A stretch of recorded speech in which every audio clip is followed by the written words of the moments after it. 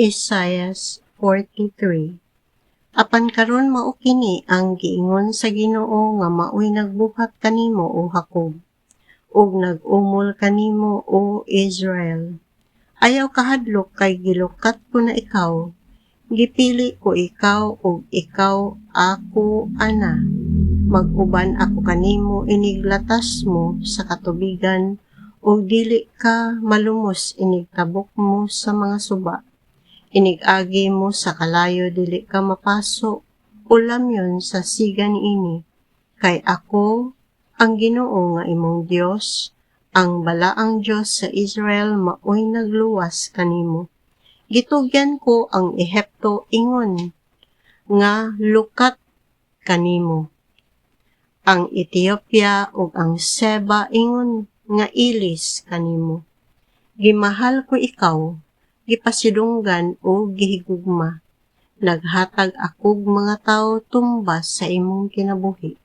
Busa ayaw kahadlok kay nag-uban ako kanimo. Kuhaon ko ang imong kaliwat gikan sa silakan ug sa kasadpan ug tigumon ko kamo. Ingnon ko ang amihanan. Ihatag sila kanako ug sultihan ko ang habagatan. Ayaw sila pugni, dad-a ang akong mga anak gikan sa halayo, o sa kinasuukan sa kalibutan, sila ang akong katawhan nga pinili. Gibuhat ko sila alang sa akong himaya. Ang Diyos miingon, paanhia ang akong katawhan nga may mata apan dili makakita, may dalunggan apan dili makadungog. Papundo ka ang tanang kanasuran o patiguma ang katawhan. Kinsa sa ilang Diyos ang makatagna sa umaabot o makasaysay sa mga nanghitabo? Padad-a sila sa ilang mga saksi aron pagmatuod nga husto sila.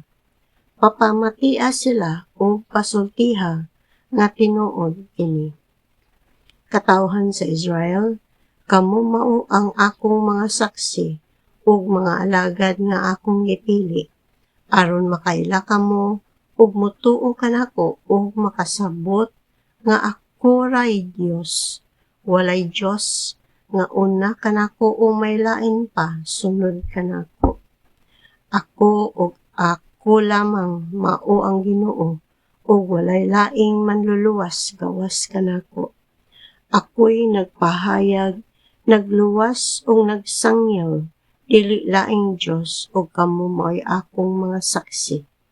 Ako mao ang Diyos o ako Diyos gayud sa tanang panahon. Walay makalikay sa akong gahom, walay makapugong bisan unsay akong buhaton. Mao kini ang giingon sa Ginoo ang inyong manunubos, ang balaang Diyos sa Israel. Aron pagluwas kanyo, ipasulong ko ang Babylonia o panggubon ko ang mga gangaan sa syudad o ang panaghugyaw sa mga Kaldianhon mahimong pagminatay.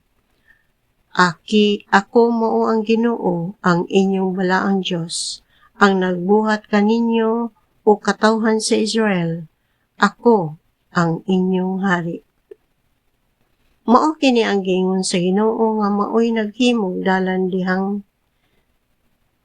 sa dagat ug naghimog agianan diha sa lalom nga katubigan, nga maoy naglaglag sa mga karwahe sa mga kabayo ug sa mga sundalo. Nangapukan sila og dili na makatindog, gipalong sila sama sa pabilo. Apan ang Diyos miingon, ayaw na hinumdumi ang nangagi ug ayaw pagpabilin diha sa mga butang sa karaang panahon. Karon magbuhat ako og bag-ong butang. Karon dayon motungha kini ug makita ninyo. Maghimo akog dalan didto sa kamingawan ug mga suba didto sa deserto. Pasidunggan ako sa mga ihalas nga mga mananap, mga lobo ug mga abistros, kay padagay dayon ko ang tubig didto sa kamingawan ug ang mga suba didto sa deserto aron imnon sa pinili kong katawhan, ang katawhan nga akong giumol alang sa akong kaugalingon, aron daygon nila ako.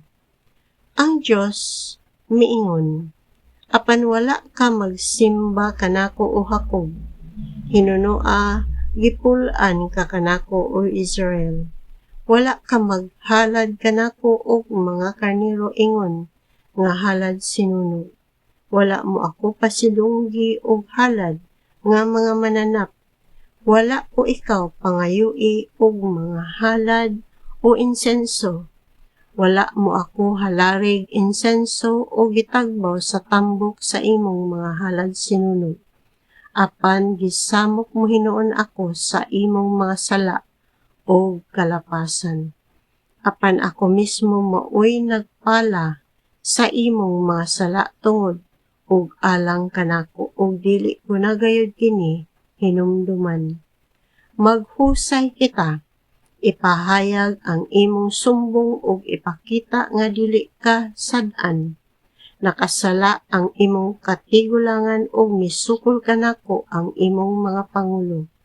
Gipasipalahan sa imong kadagkuan ang akong templo busa gitugyan ko si Jacob ngadto sa kalaglagan o kaulawan.